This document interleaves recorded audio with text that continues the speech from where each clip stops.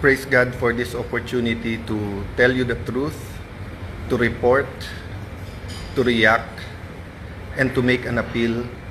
First, sa mahal nating Panginoon, and second, sa ating mga kababayan.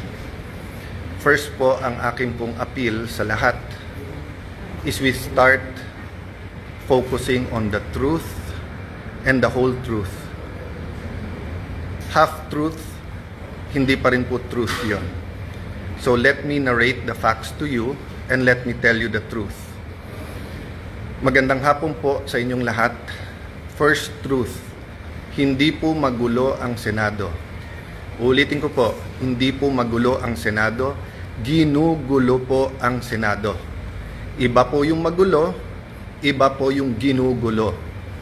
So it has been confirmed, mismo pong yung Sergeant at Arms na inappoint ni Senator Soto, former Senate President, at mismong ang NBI Director ang nag-confirm na nung Lunes ay pinayagan yung NBI sa loob ng Senado para po arestuhin si Senator Bato.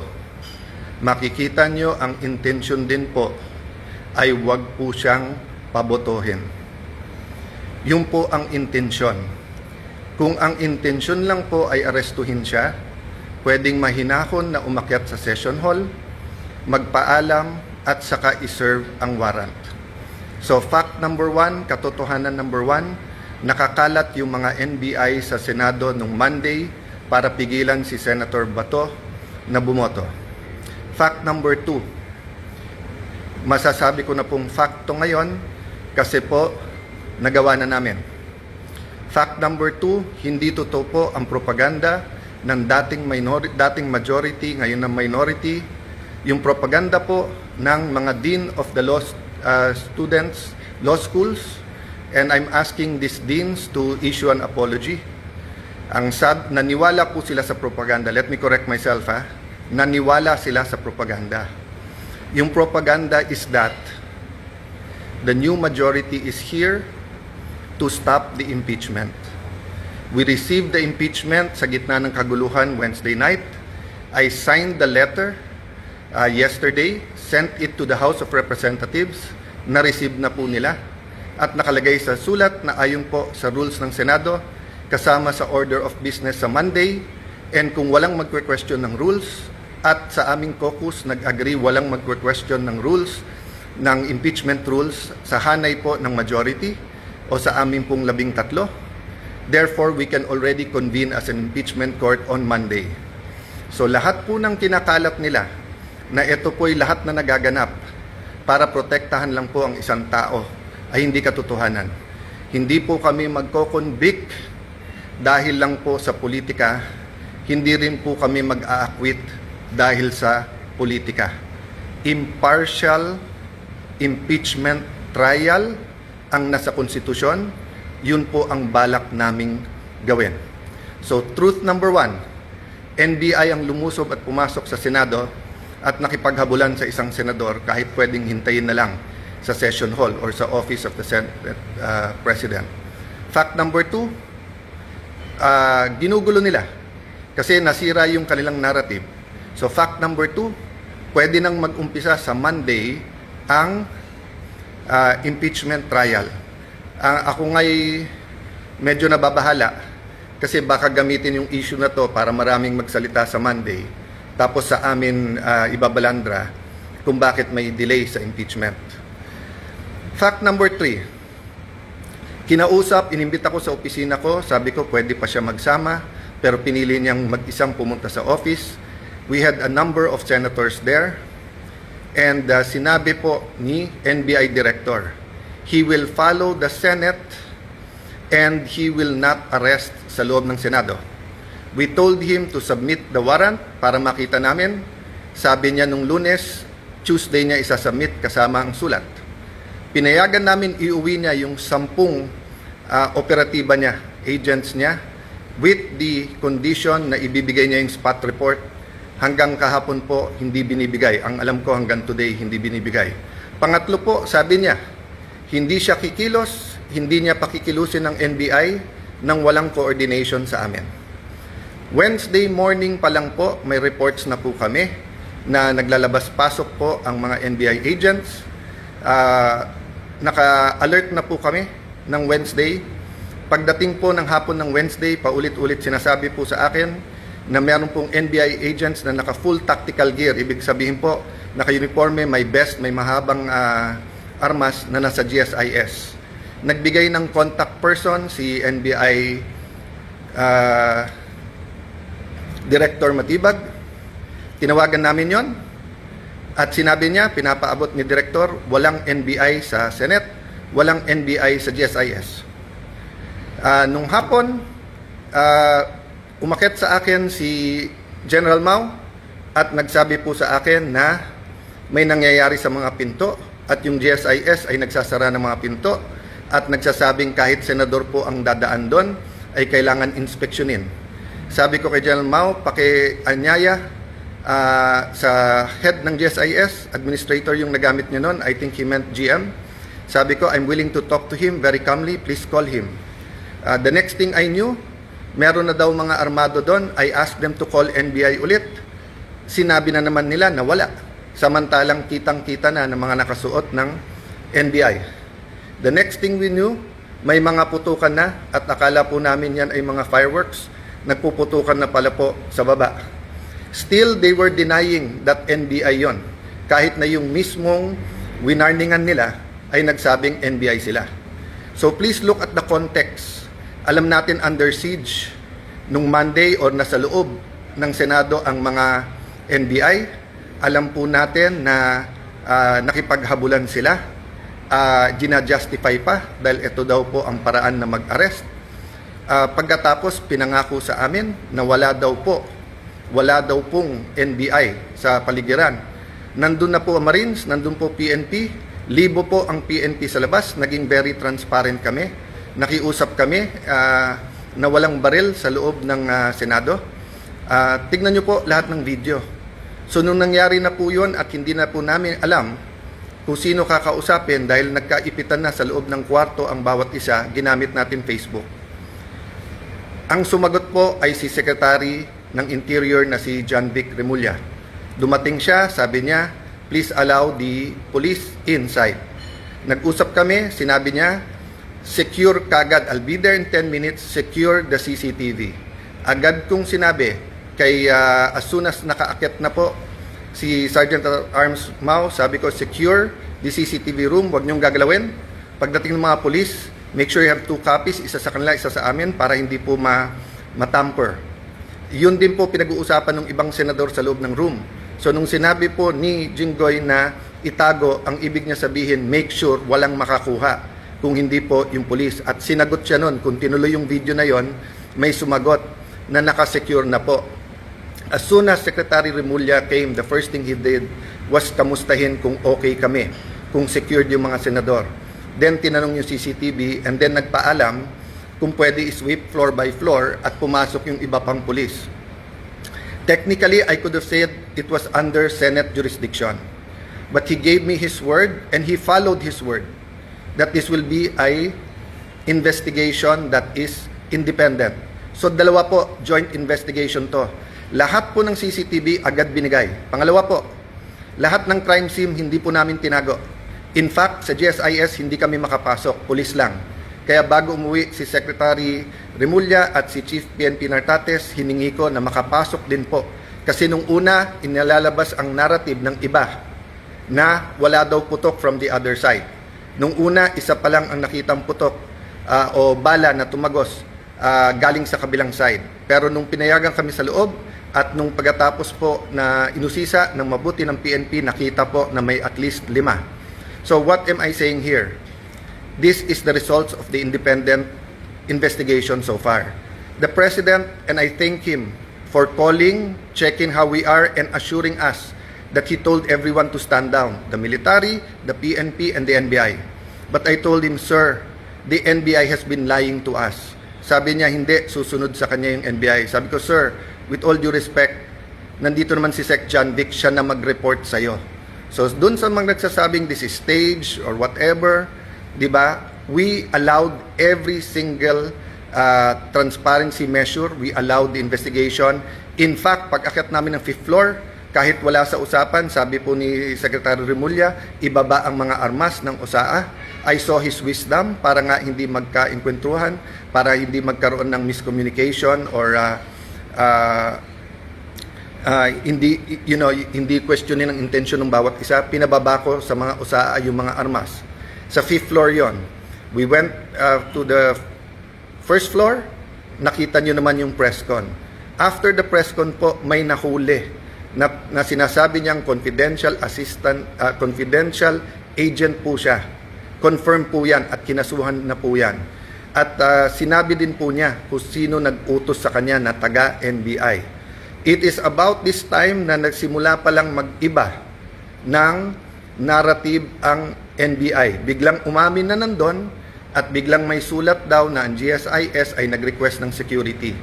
Kailanman po, wala sa history ng GSIS na NBI ang kanilang tatawagin. Parati po yung pulis. Ang NBI po ay hindi taga-secure. And even assuming for the sake of argument, may usapan na po kami ni Director Matibag na in the building, around the building, kasi pinangako niya sa akin walang checkpoint sa labas ng NBI. Samantalang nakita namin po yung video, NBI, pinabubuksan po yung mga kotse ng senador. This was on Monday. So sunod-sunod po ang kasinungalingan po ni NBI Director. I believe he's lying to the President. That is my personal belief. I believe he is giving him false narratives. Kasama po nila si Senator Trillanes nung Monday. Senator Trillanes had no personality to do that, but he is in coordination with many. Let me express my sadness, my regret. First time po na ganito nangyari sa Senate. Usually po, nabangga lang, nauntog lang yung isang senador, nadapa. Nandyan na yung 24 to see how you are. Usually po, may threat pa lang sa Senate. Pupunta na dyan lahat to see how. But makita nyo naman po, parang bula na wala po yung buong minority. Pagkatapos, wala kaming narinig hanggang mga 10, 10:30. Nung sinabi lang po, ay 9, 10, I don't know the time anymore. Nung sinabi lang ni Senator Camille that we're okay, doon lang nagparamdam yung iba. And then ngayon, sunod-sunod, galing sa minority, pinagbibintangan pa ang majority at ang Senado. Pinaligiran tayo ng NBI, naka-full tactical gear. When we defended ourselves sa Senado, sasabihin nyo pa, nakakalungkot at magulo ang Senado. Nakakalungkot po because never nangyari to sa institusyon ng Senado. Even po yung mga kapatid natin sa kaliwa, sa progressive group, nandyan po ako nung Batasan 5. Hindi natin pinayagan na arestuhin kayo dyan sa loob. Kasama ko pa ho si Senator Lacson noon na binisita kayo. Binigay namin ang moral support. So alam nyo po anong ibig sabihin po ng courtesy ng wag mag-aaresto sa Batasang Pambansa or dito po sa Senado. Having said that po, there are different issues na sinagot ko na sa inyo. But I'm going live today because I heard the Ombudsman will do an independent investigation. That is good news. But I also heard that he issued a suspension against General Mao. Assuming for the sake of argument that it is a valid suspension and the reason is preventive suspension para hindi magulo yung investigation, number one, there is a duty to inform us so that we can replace, so that we can make sure na safe ang Senado. Remember, the impeachment is going to start on Monday. On Monday. So how can we secure and make sure matuloy at hindi na naman kami guluhin tapos kami na naman ang pagbibintangan? Number two, bakit po, and I like to honor and express, diba, that in my dealings with the Ombudsman, Boying Remulla, it has always been with respect. We many times disagree, but he, to me, had an open mind. We disagree in legal, but he listened. If he disagree, he disregards. If he agrees, so let me just appeal to the Ombudsman, suspend also the NBI Director because he is more a suspect than General Mao dito. We do not want to set a bad example in the independent investigation and we do not want to put the Senate in harm's way. If we tell the OSAA, the Marines, the PNP who are all there, that pagka may armed men all around the Senate, we cannot defend ourselves. Sino po sa inyo, mga kababayan, pag may winorningan na kayo na wag na kayong lumapit sa bahay namin. Lumapit sila naka full tactical gear at meron pong mahahabang armas. Sino sa inyo hindi magva-verbal warning na umatras na kayo? At pag hindi po kayo umatras, sino sa inyo ang hindi magwa-warning shot? At ine-expect nyo kaya nga warning shot ay aalis at uuwi na sila. Pero ano po ang naging reaksyon? Bumaril po paloob ng Senado. It is the first time, ang alam ko lang po may barilan sa batasan nung kudeta. I don't remember now if that was 87 or 89. And I don't even know if it was inside the batasan. Pero it is the first time na Senado babarilin sa loob ng Senado. Lahat po ng Senate media were in the second floor. They have footages po. The investigation can be done independently. I have held off from the Senate investigating ourselves. Diba? We can also investigate. But I don't want this to be political. I want it to be calm. I want to respect yung sinabi ng Presidente. And I assume good faith. I assume he was telling me that based on the information he had at that point. I take offense that the Executive Secretary posted in his Facebook na staged without waiting for the investigation. Hindi ako nakatanggap ng tawag sa kanya na kamusta na mga senador, kamusta kayo? I promised my family and some people I will not be emotional in this broadcast, but ito lang po ang pahatid ko po sa lahat ng executive department. Kung anak nyo po kaya yung nandun, kung asawa nyo po kaya yung nandun, yung mga anak ni Joel Villanueva, haven't they suffered enough kahit na sunod-sunod ang false narratives nyo sa kanila? What do you think they felt when they thought na baka hindi makalabas ng buhay yung kanilang tatay? Si Camille, bata pa, kakapanganak lang, di ba? Few months ago. Nandun po, naipit sa loob. Hindi malaman kung anong gagawin. My sister, she's healthy, she's beautiful, but she's not a teenager. If she had a heart attack, anong gagawin nyo? Yung staff ko na legal, hindi political yung mga yon. Hindi marunong sa politika. They just joined me this term. Traumatized silang lahat. Sabihin nyo may mali na mag-warning shot. Sige na po, may mali. So ang sagot po ng NBI, kung may mali ang Senado, barilin ang mga Senado. Kayo po sa minority, mas importante sa inyo ang 2028, mas importante sa inyo ang Senate presidency, kaso sa buhay ng mga kasamahan nyo. O sige, tanggapin ko na yun. Tanggapin ko na kung meron utak pulbura, meron din utak politiko, but you're willing to see the Senate that way, and you're willing to join the narrative, to flip the narrative, to say that since I got there, magulo ang Senate. Why? Kailan naging crime ang magpalit ng Senate President? Sino ba nagpapasok ng NBI kaya nagkagulo nung Monday? Hindi ba si Senator Soto? O, sino ba nagpadala ng NBI nung Wednesday kaya nagkagulo?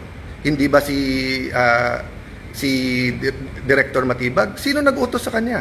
I believe the President told him to stand down. But anyone below the President could have said, no, ako sundin mo, tumuloy kayo doon. He could have called me and told me na huwag kayong maalarma, nandyan. When my sister called, ano sinabi niya? When Senator Loren, he kept on denying. Nung sinabi ng sister ko from the back, kasi hindi na namin malaman nangyayari, do your job. Pinagsisigawan yung sister ko na huwag mo akong sigawan. Yan po ang response ng ating NBI director nung akala niya, nung nalaman niya na under attack ang Senado. Hindi niya sinabing, ma'am, susugod, ma'am, titignan na, ma'am, pupull outin, ma'am, tatawagin namin ng DND, ma'am, tatawagan namin. Hindi. Ang sinabi niya, huwag kayong sisigawan. So mga kababayan, kung tumawag kayo ng 911 at sinabi yung nilulusob ng mga bahay niyo, may mga armado na puputukan, at ang sabihin ng taga 911 sa inyo, huwag niyo ako sigawan, ano po mararamdaman niyo? So, I have held back emotions. I have tried to answer as much as I can. I have a narration of facts. I have the videos. I could have made accusations yesterday sa harap ng media. They know what really happened. But I didn't. Why? Because our country is in several crises right now. The crisis brought by the oil shock.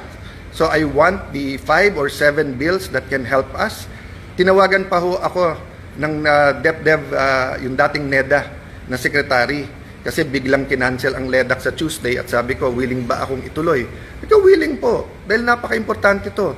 At sabi niya may i-discuss na new taxes na importante. Sabi ko, willing to listen.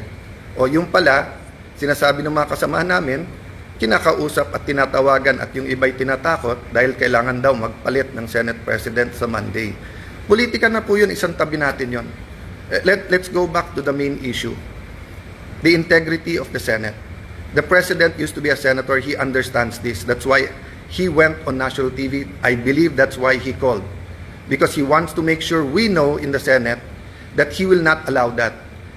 Pasensya na po sa mga kaibigan, mga kakampi sa DDS. I take that po, yung sinabi ng Presidente, I assume good faith. I assume that when I am told as Senate President and when the President speaks, he is speaking truth. Ang problema is he being told the truth. Is Matibag and others under him telling him the truth, or do they have their own agenda for 2028 and they have their own agenda for the Senate presidency? Lastly, I may leave anytime. They can remove me. I can even be gone as senator. I mean, I've reached the pinnacle, I think, of my career.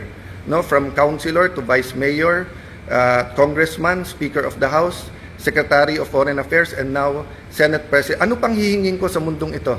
Ano pang ipagdadasal ko sa Panginoon? Siguro po, dito sa local, kasi mahal ko po ang aming bayan ng Taguig at Pateros, di ba? But so far as national, wala na po akong hanapin. Tahimik po buhay ko. Tahimik po buhay ng ate ko. We're minding our own business. But when 12 senators came to me and said, we have to make sure that everything is done by the Constitution. Simple ang sinabi ko, will we have a fair and independent impeachment process? They said yes. Are we all willing to sacrifice? Yes. Are we going to be confrontational every move? Hindi. Pero bakit po ganito ang inaabot namin? So again po, hindi po kami magulo. Ginugulo po kami. So again, Honorable Ombudsman, please consider, remember po, in an investigation, it's not only the result, it's the process. So there will be no independent investigation while the NBI officials hindi lang po yung director, yung pong head ng transnational crimes, kasi yung po ang tinuturo ng kanilang confidential agent. Hanggang hindi po sila sinususpend, tapos ang sinususpend po ng sa Senate. So mga kababayan, asahan niyo po sa Lunes, ang focus, ang atensyon, bagaman napaka-emotional tong mga nangyayari at bagaman existence na ng integrity na ng Senate to, alang-alang po sa ating mahal na bayan, alang-alang sa konstitusyon, we will focus na makonvene yung court. Kung may gugulo po niyan, hindi po kami.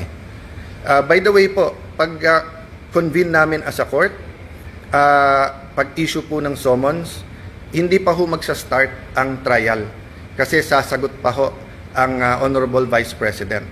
So wala pong dahilan na magmadali silang magpalit sa Monday, even if they will recycle another narrative to say that this is for the impeachment.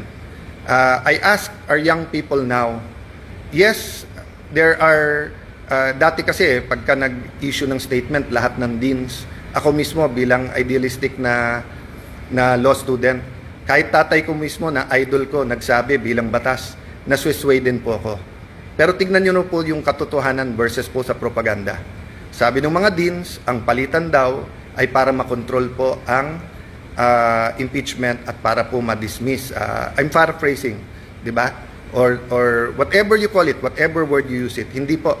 In fact, mas mabilis pa ho kaming kumilos. Kasi pwede pong Thursday na namin check-in lahat ng annexes, etc. Kasi nagkagulo sa Senate ng Wednesday night. But hindi po. I think the very professional Senate Secretariat, despite yung buong gulo, tuloy-tuloy po. Tuloy-tuloy po yon. So again po, you want an independent investigation, go ahead po. Pero delikado po kung ano magiging katotohanan because ang katotohanan po, ang Senado ang ginugulo. We will keep you updated. Again, we have all the facts. Sa mga matitinik na reporters na may mga tanong na pointed, I'm talking about outside the Senate kasi inside the Senate, nakapagtanong naman sila. We're ready to answer all of the questions. We just wanted everyone, to not have a national trauma about a news that inaatake ang Senado ng NBI. But now that it's out, that it is the NBI, prove to us that that was a rogue decision. Prove to us po na misfire po yun at hindi po yun ang talagang tangka, di ba? Again, I will give everyone the benefit of the doubt. Pero doon po sa mga nagsasabing drama, etc., ito lang po sasabihin ko sa inyo. I hope your family is never put in that position. Because I was there.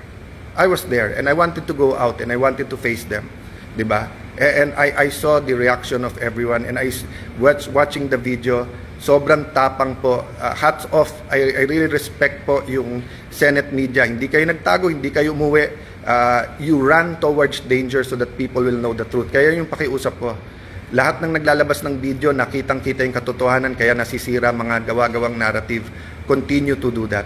So may we ask God for one thing, the truth to come out. The truth to come out. Based on the truth, let's move forward. Let's build our nation. Let's not destroy our nation. Let's build our nation. God bless you all.